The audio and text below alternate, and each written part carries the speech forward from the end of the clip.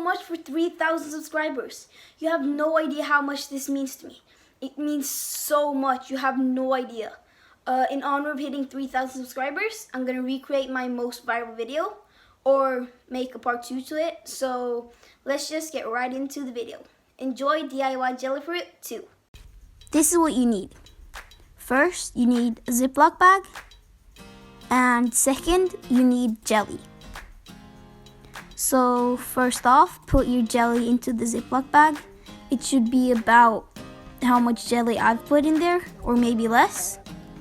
You need to zip the Ziploc like this, but don't zip it all the way at first because you need to push some of the air out so that not that much air is in it, and then you close it up.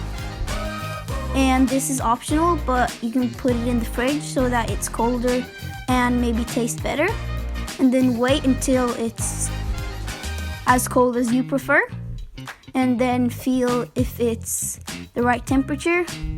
And if it's good, you need to take it out and then do what I do. You have to put it together at the top and then twist it together like I'm doing right there.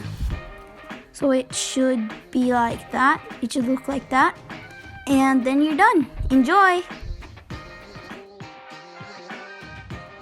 Once again, I want to thank you guys so much for 3,000 subscribers.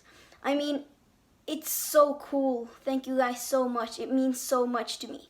Thank you guys so much for all the support. I really appreciate all of you guys. Yeah, thank you for supporting me. And see ya.